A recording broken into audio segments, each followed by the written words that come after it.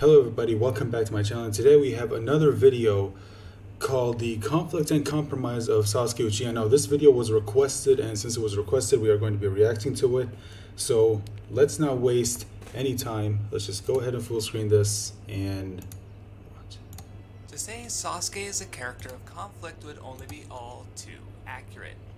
He's a young man who seems so sure of himself, yet his actions arguably carry contradiction and flip-flopping motives.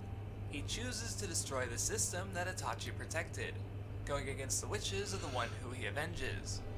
He claims that the road to strength is cutting off bonds, yet he can't bring himself to ignore Naruto, fighting him when his ideals would be better served by ignoring him completely. And eventually, there would come a time when Sasuke, once a child in a friendly rivalry with Naruto, had become so far gone that he was impossible to root for. Though he was once a protagonist, how he's meant to be seen by the audience at this point is very much deliberate, and in no way is this shown better than in Karin.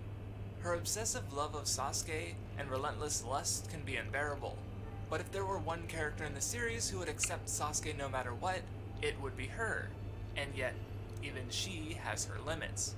After Sasuke ignores her well-being in exchange for enacting vengeance on Danzo, she thinks back to the cool and even heroic boy he was, not the uncaring, obsession-driven young man he is now.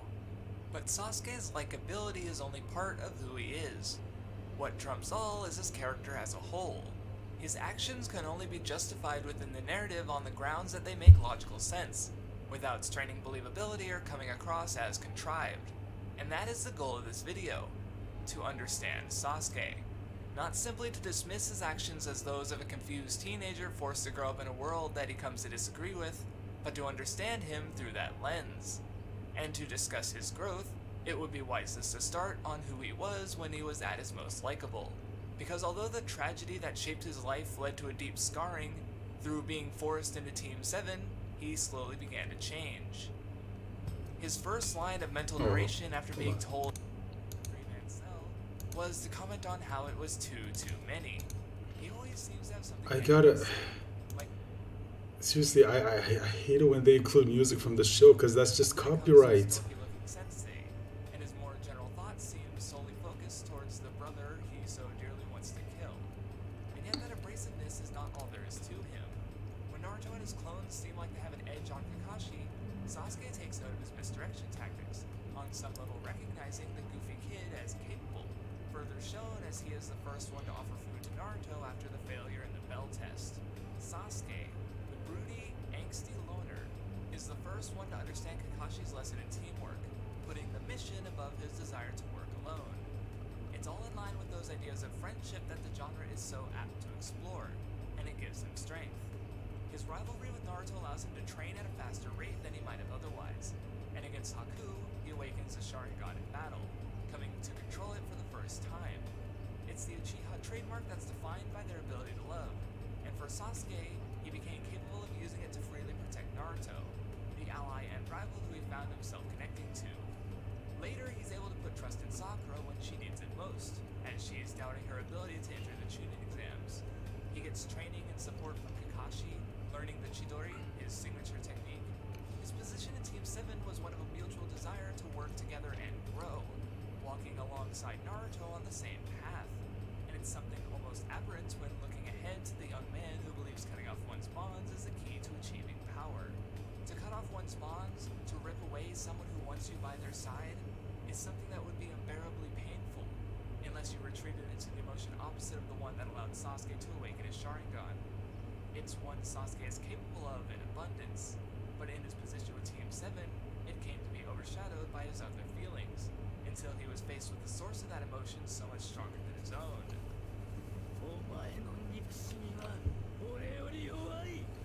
Sasuke had grown through working with his allies, but though he grew alongside Naruto, he began to slow down, forced to watch Naruto from behind. During the encounter with Gaara, where Naruto so severely upstaged him, defeating him and Shukaku where Sasuke was only just able to keep up to the boy alone, that was where the cracks started to form in his worldview.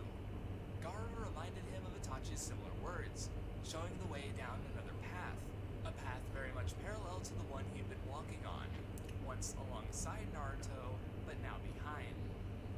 Sasuke had now begun to see Itachi's path, that of cutting off one's bonds and bearing that hate alone. Naruto might have surpassed Gaara, but Sasuke was falling behind all on his own. And if there were any doubts looming ahead on the path of teamwork he'd had impressed on him by Kakashi and shown as an option by Naruto, then widening the cracks even further was the arrival of Itachi himself. Itachi, who so easily held back 3 of the village's finest Jonin, leaving the respected Kakashi bedridden after just a brief encounter.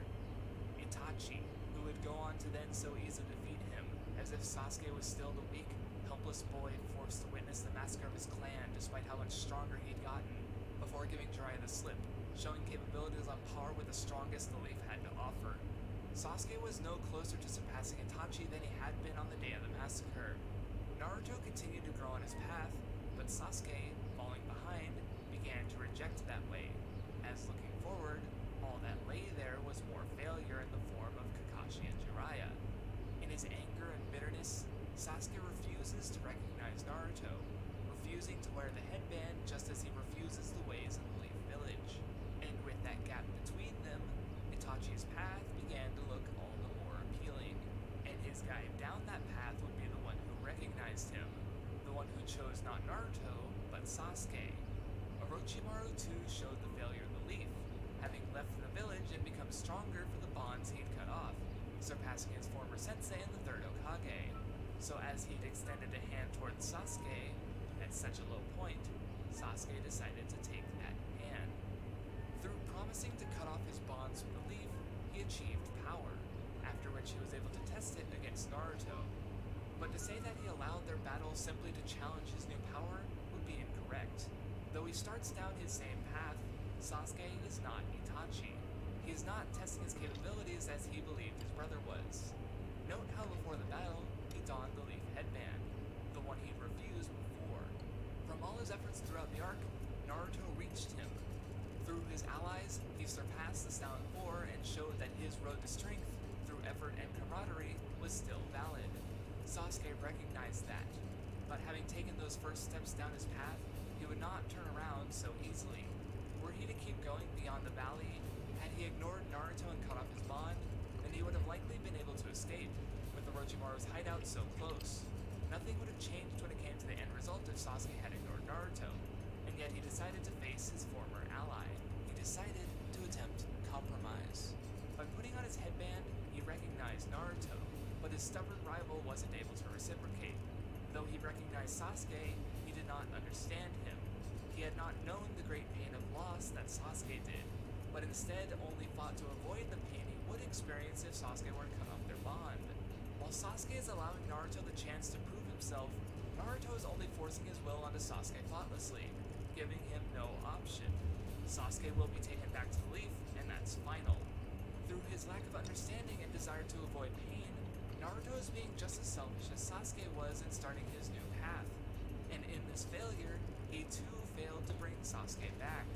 By winning the battle, Sasuke's path to strength is realized through Naruto's failure, both in his failure to defeat Sasuke and his failure to show how maintaining bonds was the true path to strength. It was Naruto reaching out to him without concession or care that cut the bond Sasuke chose not to break completely by compromising. And so Sasuke left the Leaf Village, so many of his bonds and tatters behind him on his new path. The idea of compromise is one so fitting to Sasuke, but in this world of magical abilities, deception, and war, it is might that makes right. Powerful ninja converse through battle. Therefore, Sasuke achieves compromise through conflict. At Tenchi Bridge, Naruto once again tried to win Sasuke back. But with him being so much weaker, Sasuke had no reason to heed his words. Naruto was so far behind on his own path, while Sasuke had gotten so much farther on the one Itachi laid out for him, even though Sasuke failed to realize the true nature of his path, leading to a moment perhaps infamous for the amount of compromise Sasuke allowed.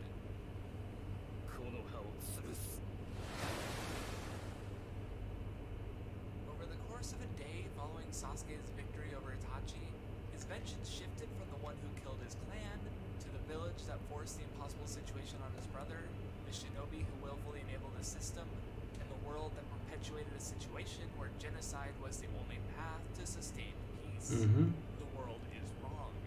Sasuke came to understand this through Tobi, but while Itachi's planned path might have led Sasuke back to the Leaf Village a hero, one who could potentially make the shinobi world a better place, Itachi's plan unraveled. Sasuke refusing Itachi's path for him, and thus refusing to compromise. It's contradictory, but in that, it's meaningful. During the conversation with Tobi, every counter-argument Sasuke offers is out of a desire to paint Itachi as the villain. He tries to say Tobi is a liar, pointing out that Itachi said not to trust him, but in doing so, he only supports Tobi's arguments, because Itachi wanted the truth hidden from Sasuke and laid a trap for the only one who could tell him. Sasuke says everything he can to try and prove Tobi in the wrong, because he had to. If all of Sasuke's actions were preordained by Itachi, then his quest for vengeance, to redeem his clan, and all the bonds he severed, it would have all been for nothing.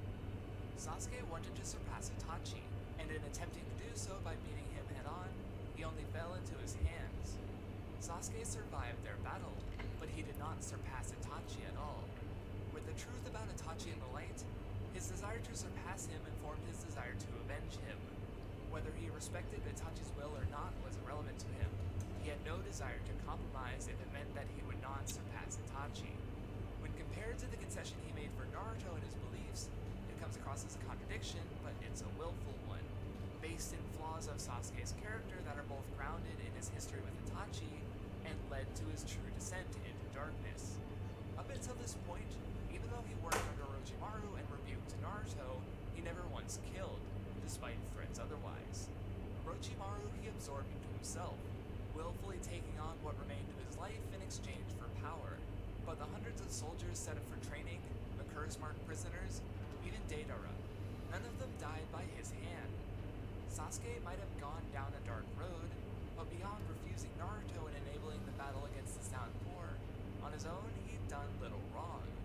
Itachi was the one he would kill, but even then he died of his own illness before Sasuke could finish the deed. It was only after that point when Sasuke made a concession, not one born out of desire for compromise, but a concession for his own pride. He had to surpass Itachi, and this flaw took him further down the path of darkness that Itachi never truly walked, nor intended Sasuke to go so far down. Itachi took the burden of the Uchiha onto himself, and Sasuke would surpass him with another, far greater massacre as punishment for the failures of the Leaf. Sasuke's change is drastic, but before his flawed goals are said to be challenged, this new Sasuke is one allowed to re-examine his beliefs, so that he might be shaped by the ninja world around him. He once again has allies, gathered as tools, but becoming potential friends, potential bonds, through fighting alongside him. As Karin burns from his Amaterasu, he saves her, but the concession doesn't last, as in keeping his bonds and relying on others, Taka fails to capture Killer Bee. Where teamwork had once been the only path to success, now it began to look more like a liability. He escaped the seat of the summit, leaving Suigetsu and Jugo behind, before defeating Danzo by cutting off his bond with the one who admired him the most. And Why didn't he so just succeeded, go for the head? further vindicating his worldview after it had once again been challenged. If that weren't enough, then Danzo's death is followed by the arrival of Sakura and Kakashi, who tried to kill him. Teamwork failed them, so now they attempt to cut off their bonds. Sasuke laughs, as if mocking them. It's moments like this that result in the aspects of Sasuke's character perhaps the most difficult to swallow: his edge. Regardless of how one feels about it, it's there for a reason. After Gaara reaches out to him, he opts to continue walking his dark path. But while Sasuke laughs at Sakura and Kakashi, he does not laugh as Naruto calls him a friend, instead simply repeating his goals and ideals. His edge, his sharp refusal of others, is a shield, blocking attempts to reform his bonds by cutting everyone off, with the sole exception of Naruto. Sasuke doesn't make concessions for Sakura, or Kakashi, or Gaara, but for Naruto it's different, and its history repeating itself. Madara similarly had his shield, his inability to let anyone walk behind him, and the only one he let that shield down for was Hashirama, who used that weakness to kill his former friend. Those of the past were unwilling to compromise, but Naruto is different. After his failure at the Tenchi Bridge, he sought understanding. When battling Kakuzu, he refused help, fighting alone in an effort to get closer to Sasuke, even more strongly as in regards to Pain. Pain was responsible for the death of Jiraiya, also nearly killing Kakashi, Hinata, and crippling the Leaf Village. Naruto burned with a hate stronger than any he'd ever felt, yet he sought to meet Pain alone, going without his bonds as he faced someone he might have hated as much as Sasuke once hated Itachi. He sought to understand Sasuke, and so there was compromise. Something Naruto was unable to do at the Valley of the End, something the first Hokage was unable to do with Madara, something the Leaf was unable to do with the Uchiha clan. Like Sasuke once tried Naruto's path, Naruto looked down the road Sasuke took. Itachi says that perfection is impossible in one person, but may be doable through two sides of the same coin. But even still, it might be more accurate to equate the two through yin and yang. Though they walk on parallel paths, they have pieces of the other's ideals within themselves, achieved through attempts to understand one another. And with that understanding, Naruto resolves to end Sasuke's hatred, or the both of them will die trying. No longer is it Naruto's job alone to bring him back. The outcome is on Sasuke as well. Either Sasuke will kill the only one he can consider a friend and cut off his bond, or he compromises those beliefs. When Naruto makes this proclamation after the Kage Summit, Sasuke doesn't challenge him there. Not yet. He recognizes Naruto, and to compromise through conflict, he needs all the power he can get. And it's in that where I think of Sasuke the most. Not in his desire for vengeance, or power, or his edge, or his compromise, but in the area where he connects most to Naruto. At the core of Sasuke's character lies a desire for recognition above all else. And the difference is explained through Itachi. Itachi tells Naruto that the Hokage is one who becomes recognized by the village, not one who seeks recognition alone. Whereas Naruto becomes recognized by others through his deeds, Sasuke only wanted recognition from the ones he sought to impress the most, his family. Growing up, he was always in Itachi's shadow. No matter how hard he worked, the best praise he could earn was that he was just like his brother. He was never like Sasuke, never recognized for who he was, but only in how he measured up to Itachi. His father was only able to give him that recognition when Itachi's standing had failed, and by the time Sasuke might have been worthy enough, it was far too late. All that remained of his family was Itachi, who Sasuke strove to surpass no matter what, even if it meant going further down the path Itachi did not want him on, even if it meant betraying the ideals of the brother he sought to avenge. But then he got exactly what he wanted. Itachi came to know his personal failure with Sasuke while revived under Edo Tensei. He was wrong to push Sasuke down his path, wrong in failing to recognize him, always teasing him, even to the end. After seeing his failure and knowing he would not be able to turn him away from his path, he decided to recognize what Sasuke might have always been capable of where Itachi was not. Itachi said that Sasuke might have been able to stop the massacre, but by being able to see his brother as anything but a kid, he never considered that option until well after it was too late. In finally noticing his failure, he's able to give Sasuke the recognition he'd wanted for so long. Though Sasuke's basis for challenging Itachi's beliefs was done out of that desire for recognition, in doing so, in showing the autonomy that challenged his brother's goals, even though he might have been wrong, he finally became recognized by his brother at last. Itachi was finally able to compromise, and so did Sasuke, seeking the Hokages and gathering more information with which to challenge his goal of destroying the Leaf. His new perspective leads to new courses of action, manifested through his own definition of Hokage, the position he then sought to fill. This new compromise is one born from the two paths Sasuke had walked. In taking the world's darkness onto himself, he walks Itachi's path, but in doing so he aims to save the ninja world, achieving Naruto's goal. The compromise here is in the unification of the two paths Sasuke had once walked, blazing a trail that was neither Itachi's nor Naruto's, but his own. Sasuke's plan was to force the world to recognize him, not from behind Naruto or behind Itachi, but surpassing both. Naruto could not agree, leading to yet another conflict that would bear the fruit of compromise.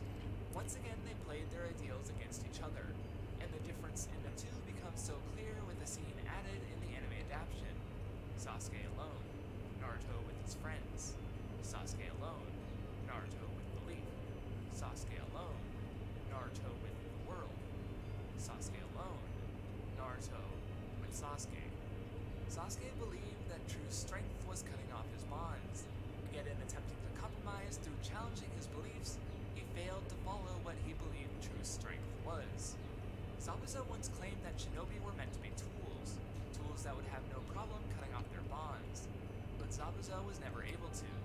Shinobi are people, not tools, as is shown time and time again. To accept that humanity brings with it baggage, the hate and vengeance that Naruto was forced to experience from pain, or what emotions he felt from the betrayal that Sasuke's last-minute turn enabled, that hate and disappointment is all too human, all too natural, and so he needed to address it through his shinobi way. But equally human is the desire for loved ones that neither Sasuke nor Itachi could truly break from. Naruto was able to bear his pain and conceive of a way to end the cycle of hatred, surpassing his opposing side while maintaining his beliefs. But Sasuke failed. The moment he decided to fight alongside Naruto, the moment he accepted Itachi's love, the moment he decided not to destroy the leaf, and most importantly, the moment he made a concession in his beliefs for Naruto's sake in the act of fighting him and him alone, that was when Sasuke lost. He failed to follow the path he laid out for himself. But in challenging his beliefs, in challenging Naruto, the two compromised, and Sasuke earned recognition from those whose paths he once followed. He did not bring revolution to the ninja world in the way he wanted, but through his compromise, he was able to serve, acting as the knife in the dark path he walked to defend the world from hidden threats, while Naruto stands in the light as a beacon of peace. The two of them, recognizing each other, walk down their paths, separate but together.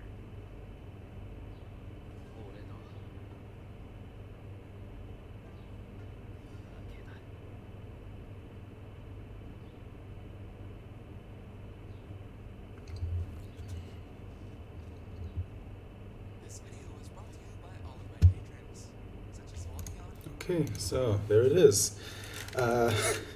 Yeah, I can see why this was recommended.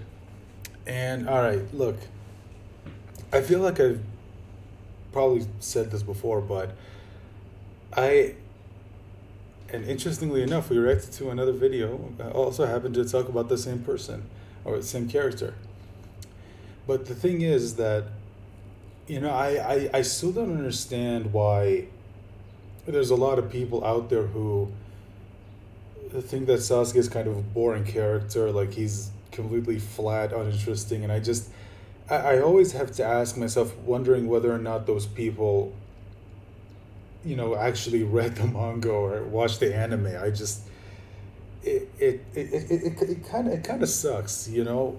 I mean, the thing is that Kishimoto, like, it wasn't like he was being subtle. I mean, it was kind of obvious. You just have to read the manga and you can see it.